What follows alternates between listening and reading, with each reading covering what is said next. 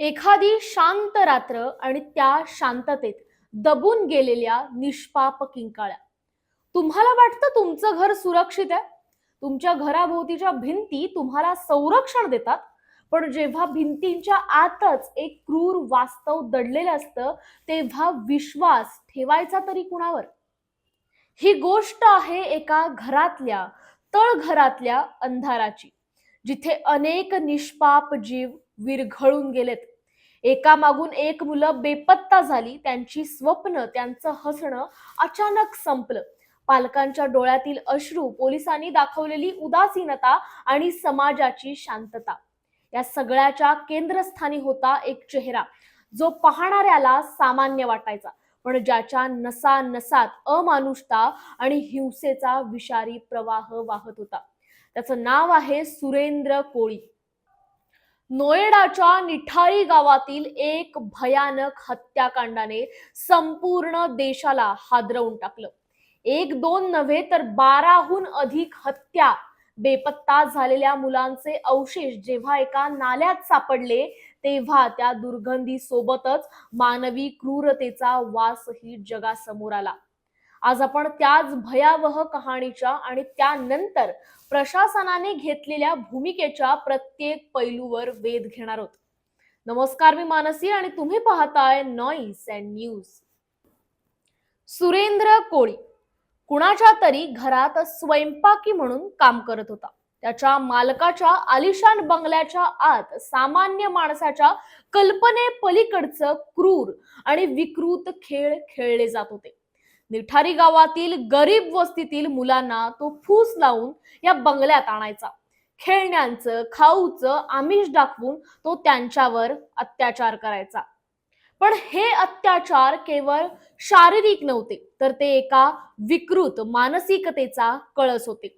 अत्याचारानंतर तो त्या निष्पाप जीवांची क्रूरपणे हत्या करायचा, त्यांच्या मृतदेहाचे तुकडे करायचा आणि त्याची विल्हेवाट लावायचा.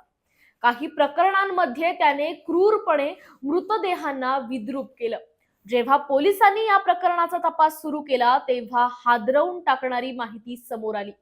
अनेक लहान मुली आणि मुलांचे अवशेष बंगल्याच्या मागील नाल्यात आणि परिसरात पुरलेले आढळले.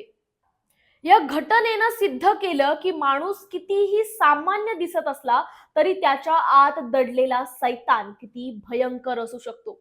सुरेंद्र कोळीने केवळ हत्या केली नाही, तर त्याने पालकांचा आपल्या मुलांवरील विश्वास, समाजाच्या सुरक्षिततेवरील विश्वास आणि कायद्याच्या अंमलबजावणीवरील विश्वासही चिरडून टाकला. या घटनेनं सिद्ध केलं की कायद्याने धाक नसलेला माणूस केवळ एक संधी मिळताच किती अमानुष कृत्य करू शकतो. प्रश्न असा आहे की आपण एका सुरेंद्र कोळीला पकडतो, पण समाजात निर्माण होणाऱ्या हजारो कोळींना कसं रोखणार?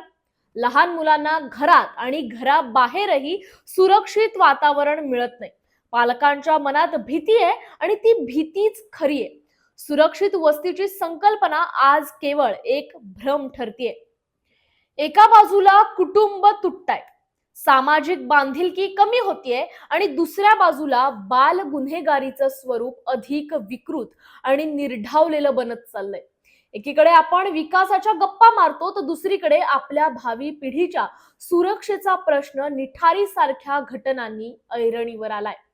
समाजाच्या या वाढत्या उदासीनतेमुळेच गुन्हेगारांना मोकळं रान मिळतंय का?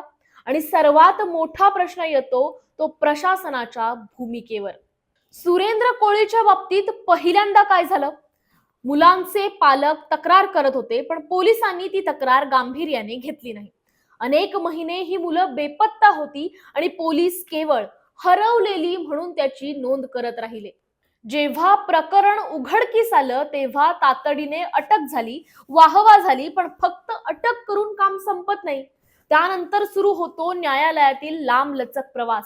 वर्षानुवर्ष चालणारे खटले, आरोपींचं सततचं अपील, मानवी हक्कांचं आणि कायदेशीर बाबींची भांडणं, आणि या सगळ्यामध्ये भरडला जातो तो पीडित कुटुंबाचा आक्रोश आणि न्याय मिळण्याची आशा.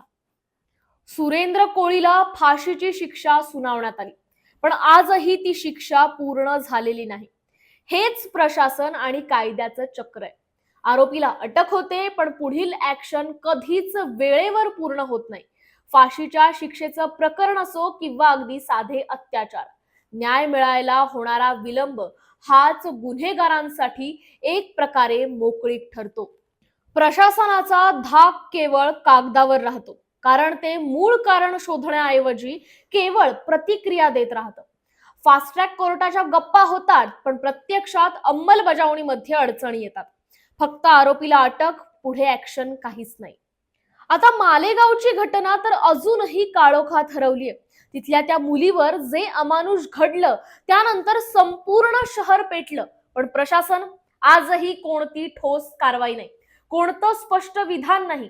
तपास सुरू आहे म्हणे, पण किती काळ, किती दिवस, किती रात्र पीडित कुटुंब न्यायाची वाट पाहत थकून भागलं आणि अधिकारी मात्र फाईलच्या पानांवरच अडकलेत. सुरुवातीला तपासामध्ये दिरंगाई, नंतर फास्ट ट्रॅकचं आश्वासन आणि त्यानंतर पुन्हा कायद्याच्या जंजाळात अडकलेला न्याय. असा मोठा गुन्हा घडूनही आरोपींचं काय झालं याचं उत्तर कोणीही देत नाही. आणि इथेच सर्वात मोठा प्रश्न उभा राहतो. अशा गंभीर प्रकरणातही जर प्रशासनाला जाग येत नसेल, तर मग नागरिकांनी सुरक्षिततेची आशा कोणाकडून ठेवायची? न्याय व्यवस्था कधी जागी होणार? किती घटना घडल्या, किती निष्पाप जीव गेले, किती कुटुंब उद्ध्वस्त झाली, पण बदल शून्य. निठारी असो, निर्भया असो, मालेगाव असो, पॅटर्न तोच. घटना घडते, संताप उसळतो, आश्वासनं दिली जातात आणि काही दिवसांनी सगळं पुन्हा शांत. शांततेच्या नावाखाली सत्य गाडलं जातं, फाईल बंद होतात, न्याय थांबतो, पण गुन्हेगार ते मात्र निडर होतात. न्याय वेळेवर मिळाला नाही तर न्यायाचा अर्थच उरत नाही. प्रशासनाने जागं व्हायचंय, नाहीतर उद्या इतिहास पुन्हा स्वतःला रक्ताने लिहिणार आणि शेवटी प्रशासनावरचा प्रश्न अजूनही तसाच उभा आहे. फक्त बोलबाला की कधीतरी खरंच न्याय.